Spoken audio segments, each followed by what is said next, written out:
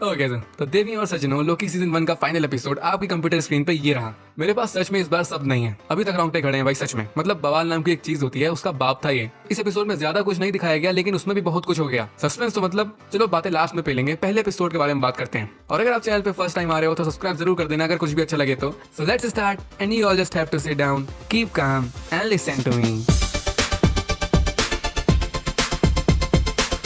तो last episode में आपको याद होगा भैया भाभी ने मिलके एलायत को इंचेंट कर लिया था और उसके अंदर देखने को मिला था बड़ा सा कैसल, बड़ा सा किला। तो यहीं से एपिसोड स्टार्ट होता है। बट इससे पहले हमें सेम मार्वल स्टूडियो का लोगो दिखाते हैं, बट इस बार बैकग्राउंड में बहुत सारी वॉइसेस सुनाई दे रही होती हैं, वो भी एमसीयू के अंदर ही ओल्ड कैरेक्टर्स की voices, Thor, Black Panther, Falcon, Tony Stark और भी बहुत सारी वॉइसेस। और साथ में अपनी रियल लाइफ के साइंटिस्ट और फिलोसोफर्स, इनकी लाइन भी सुनाई देती है। लाइक नील आर्मस्ट्रांग बोलते हैं one small step for man, Alan Watts बोलते हैं we think of a time as a one way motion etcetera. और साथ में बैकग्राउंड में जो म्यूजिक बज रही होती है वो वही वाली होती है जो एंड गेम में स्टीव और पैगी जो डिफरेंट टाइमलाइन में होते हैं वहाँ मजे कर रहे होते हैं, उस टाइम बज रही थी। वही वाली म्यूजिक यहाँ बज रही होती है। तो ये सारी चीजें कहाँ डायरेक्ट कर रही हैं? ऑब्वियसली मल्टीवर्स के लिए। मतलब अभी बहुत बवाल चीजें होने वाली आगे जाकर। खैर, अब उसी कैसल के बाहर खड़े होते हैं सिल्वी और लोकी और दरवाजे अपने आप खुल जाते हैं और एकदम से आके अचानक से डरा देती है ससुरी मिस मिनट। एक सेकंड के लिए लगा था कि यही विलेन है, बट ये बोलती है कि फाइनली तुम दोनों यहाँ पर आ गए और वो तुम्हारा इंतजार कर रहा है। वो से इसका मतलब होता है ही हु रिमेन्स। ये बताती है कि यही ही हु रिमेन्स यही सबको कंट्रोल कर रहा है। पूरा टीवी, पूरी सारी टाइमलाइन सब इसके अंडर है। और ऑलरेडी अपने को पता चल चुका है कि टाइम कीपर्स नकली थे, उनको किसी ने बनाया था, तो ये यही था ही हु रिमेन्स। खैर, मिस मिनट दीदी दोनों लोकी को एक ऑफर देती हैं कि इनको वापस से इनकी टाइमलाइन में भेज दिया जाएगा और वहाँ वही होगा जैसा ये चाहते हैं। मतलब लोकी एवेंजर्स को बीट कर पाएगा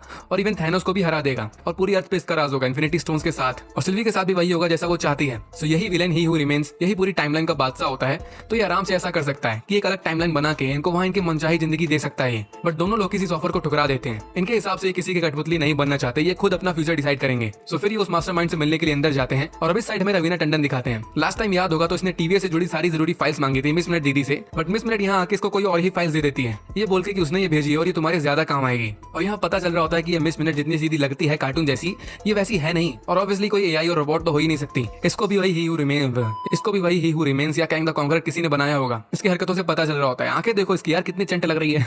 फिर वापस से भैया भाभी पे आते हैं। ये कैसल के और अंदर जाते हैं और 4 स्टैचूज देखने को मिलते हैं। एक्चुअली 3 सही सलामत होते हैं, बट एक स्टैचू टूटा फूटा जमीन में पड़ा होता है। अब इसका क्या सीन है तो मुझे नहीं पता। मे भी जैसा हमें बताते हैं आगे की ही हु रिमेन्स के अलग अलग वेरिएंट्स हैं, तो उन्हीं वेरिएंट्स के स्टैचूज होंगे और एक जमीन में पड़ा होगा। खैर, अब दिखाते हैं पूरी सीरीज का मेन विलेन जिसकी वजह से इतने कांड हो चुके होते हैं लोकीज के साथ। तो ये होता है ही हु रिमेन्स। अब यही सबसे वाव मोमेंट होता है, क्योंकि एक तरीके से बोल सकते हो कि यही कैंग है, कैंग द कॉन्करर। मैं इसको सिंपली सस्ता कैंग बुलाऊंगा, बट ये अपने आप को ही हु रिमेन्स बोलता है। ये कॉमिक्स से उठाया गया नेम है। ये एंड ऑफ टाइम में रहता है और कॉमिक्स में सेम एक बूढ़ा आदमी होता है जिसने टाइम कीपर्स को बनाया होता है, जैसा इस सीरीज में भी हुआ है। इस सस्ते कैंग ने सेम टाइम कीपर्स बनाए होते हैं सेक्रेट टाइमलाइन मेंटेन करने के लिए। और मैं इतना कॉन्फिडेंस से क्यों बोल रहा हूँ कि ये कैंग है, तो वो इसलिए क्योंकि ये कास्ट ऑलरेडी कंफर्म हो चुकी है एंटमैन 3 के लिए, Antman and the Wasp Quantumania, जिसमें ये कैंग द कॉन्करर का रोल करेगा। ये कंफर्म हो चुका है। एमसीयू का अगला बड़ा विलेन ये थैनोस जैसा थ्रेट हो सकता है, बस ये थोड़ा मल्टीवर्स के साथ खिलवाड़ करेगा और वही तो अपने को देखना है।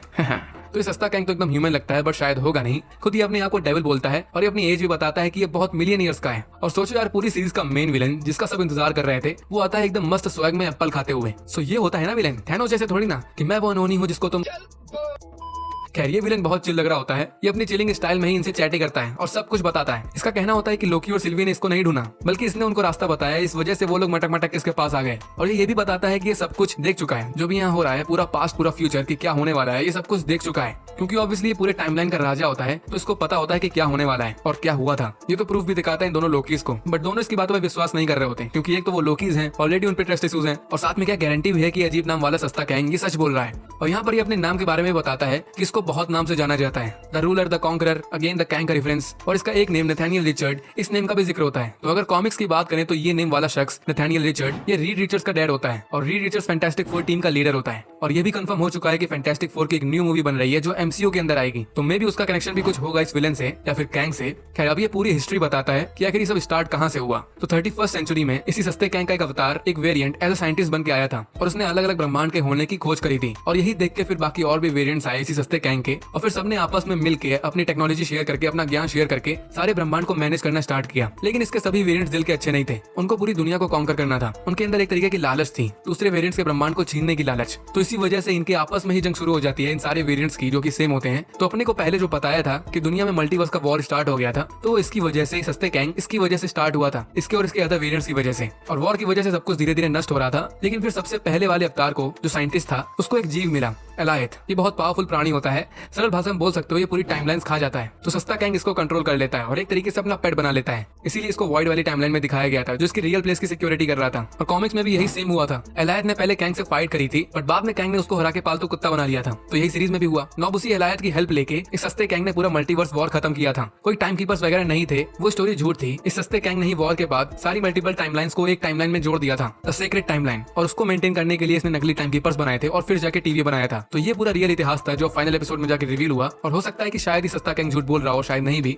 और इसके हिसाब से सीक्रेट टाइमलाइन को मेंटेन करना जरूरी इसलिए है क्योंकि अगर ऐसा नहीं किया तो इसके वही अदर वेरिएंट्स वापस आ जाएंगे जो सालों से सो रहे हैं और फिर से मल्टीवर्स वॉर स्टार्ट हो जाएगा। एक तरीके से लंका लग जाएगी पूरी दुनिया की। और ये तो ये तक बोलता है कि जितना सीधा ये लग रहा है, इसके बाकी अवतार मतलब इसके बाकी वेरिएंट्स इतने सीधे नहीं है, वो इससे बिल्कुल अलग है, वो बहुत ईविल है। सो कैंग द कॉन्करर भी इसी का एक वेरिएंट है जो आगे जाके लंका लगाएगा। खैर अब इस साइड टीवी में रवोना को दिखाते हैं जिससे मिलने आता है मोबियस। और यहाँ वो रियलिटी भी ओपन हो जाती है कि हाँ टीवी वीवी सब झूठ है, क्योंकि हंटर B-15 उस जगह और उस टाइम में जाती है जहाँ रवोना की रियल वर्जन होती है। ये एक टीचर होती है स्कूल में। ये उसी पेन से पता चलता है जिससे मोबियस ने पहले साइन किया था, उसमें उसका नेम लिखा था। तो कंफर्म हो रहा होता है कि टीवी वाले वेरिएंट चुरा लेते हैं, पूरी आइडेंटिटी चुरा लेते हैं तरीके से। और मोबियस पहले तो रवोना को समझाता है कि अभी भी मौका है, सब छोड़ दो। बट रवोना के माइंड में कुछ और ही चल रहा होता है। इनकी थोड़ी फाइट होती है और लास्ट में रवोना ये बोल के कि आजादी की तलाश में जा रही है, ये भग जाती है। अब कहाँ जा रही है, क्यों जा रही है, ससुरी ने कुछ नहीं बताया। और सीजन 1 में ये मिस्ट्री भी रुक गई कि ये कहाँ गई और ये वापस आएगी कि नहीं। Now back to Loki's. तो सस्ता कैंग इन दोनों को दो ऑप्शंस देता है। इसका कहना होता है कि ये बहुत पक गया इस काम से, टाइमलाइन को बरकरार रखने वाला काम, और साथ में ये बहुत ओल्ड भी हो गया है। इसके हिसाब से जैसा दिखता है उससे बहुत ज्यादा बड़ा है। तो इसलिए सिल्वी और लोकी दोनों को ही अपनी राजगद्दी देने का ऑफर देता है कि तुम लोग मेरी जगह ले लो और पूरी टाइमलाइन, पूरी सीक्रेट टाइमलाइन और टीवी को संभालो। और याद होगा तो एक टाइम पे लोकी का मोटिव भी यही था कि इसको टीवी पे राज करना था। बट अब सिल्वी से मिलने के बाद ये काफी हद तक सुधर चुका होता है, इसके मोटिव्स बदल गए होते हैं, तो इसलिए राजी नहीं होता। बट सेकंड ऑप्शन होता है कि अगर इनको राजगद्दी नहीं चाहिए तो इनको इसे इस सस्ते कैंग को मारना होगा। बट उससे पूरी सीक्रेट टाइमलाइन की मैयत निकल जाएगी और इसके बाकी अदर वेरिएंट्स भी यहाँ आ जाएंगे, मतलब छिड़ जाएगा मल्टीवर्स का वॉर। तो ये दो ऑप्शंस होते हैं लोकी के पास। बट सिल्वी के हिसाब से ये सिर्फ झूठ बोल रहा होता है, ये किसी पे भी आसानी से ट्रस्ट नहीं करती। और अब एकदम से माहौल में थोड़ा चेंजमेंट होता है और सस्ते कैंग के हिसाब से इसको यहीं तक पता था कि क्या होने वाला था, इसके आगे इसको कोई आइडिया नहीं। ये एक आइटम गिरा के देखता है कि हाँ इसका कंट्रोल गया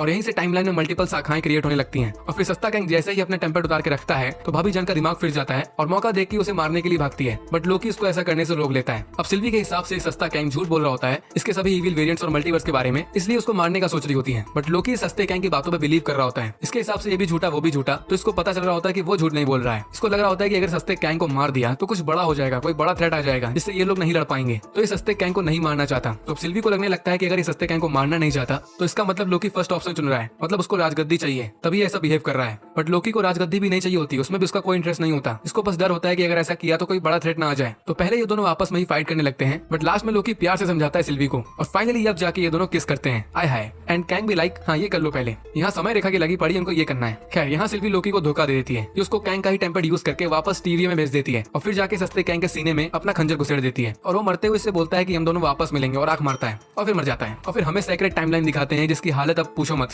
इतनी मल्टीपल टाइमलाइंस क्रिएट हो गई होती हैं कि गिन नहीं सकते। टीवी में भी मोबियस और B-15 को दिखाते हैं जिनकी ऐसी तैसी हो जाती है इस नजारे को देख के। एक तरीके से पूरा मल्टीवर्स क्रिएट हो जाता है। और लोकी को दिखाते हैं जो खाली हाथ तो बैठ नहीं सकता था, इसने अपनी ही वाली से धोखा खा लिया। तो ये मोबियस और B-15 को ढूंढने जाता है और उनसे मिलकर उनको सब कुछ बताने लगता है सस्ते कैंग के बारे में और सिल्वी के बारे में। बट पता चलता है कि वो दोनों इस लोकी को जानते तक नहीं। और बगल में बड़ा सा स्टैचू दिखाते हैं तो यहाँ पर अब टाइम कीपर्स का स्टैचू नहीं होता बल्कि होता है कैंग द कॉन्करर का। इसकी कॉस्ट्यूम पूरी मैच कर रही होती है कैंग से। तो अब ये कंफर्म है कि लोकी जहाँ पर है ये एक अलग पैरेलल टाइमलाइन है और यहाँ पर टीवी को खुलेआम कंट्रोल कर रहा है कैंग द कॉन्करर। और एपिसोड नहीं सीजन 1 ही यहाँ पर खत्म हो जाता है और यहाँ पर कोई एंड सीन ही नहीं था जो देख के दिल टूट गया। बट हमें ये दिखाया गया है कि लोकी कंटिन्यू होगा सीजन 2 में, जो पहले भी पता था, तो कोई बड़ा सरप्राइज नहीं है। लेकिन अब जो ये बवाल मच गया लास्ट में मल्टीवर्स का, तो ऑब्वियसली इसका इंपैक्ट पड़ सकता है एमसीयू की आने वाली मूवीज में। Doctor strange multiverse of madness में तो पड़ेगा ही। डॉक्टर साहब का दिमाग फिर गया होगा इस टाइम कि कौन है साला जो बवाल खड़ा कर दे, वांडा या लोकी। रूमर्स भी आने लगे हैं कि लोकी भी डॉक्टर स्ट्रेंज 2 मूवी में आ सकता है और साथ में शायद हमें इसका इंपैक्ट स्पाइडरमैन नो वे होम में भी देखने को मिल सकता है। शायद इसी वजह से अभी तक मार्वल वालों ने उसका ट्रेलर रिलीज नहीं किया जबकि बन चुका है, पर शायद अब जल्दी आ जाए। तो हमें मे भी इसके आगे की स्टोरी जानने के लिए 1 साल का वेट ना करना पड़े, क्योंकि फिलहाल तो सीजन 2 स्टार्ट भी नहीं हुआ। जनवरी 2022 में उसकी फिल्मिंग स्टार्ट हो जाएगी शायद। तो हमें उसके पहले ही कैंग या उसके other variants as a villain देखने को मिल सकते हैं मार्वल के अदर इंस्टॉलमेंट्स में। खैर वो बात तो है कि बहुत गलत जगह छोड़ दिया इन लोगों ने। इतना तो वांडा विजन की एंडिंग में दिमाग का रायता नहीं हुआ था जितना इसमें हो गया। बट क्या ही कर सकते हैं, बैठो अब ताली बजाओ। और इस वीडियो के लिए इतना ही, बट एंडिंग को लेकर अपना गुस्सा नीचे कमेंट बॉक्स में जरूर निकालना। हाँ, बट गुस्से में वीडियो ही डिसलाइक ना कर देना।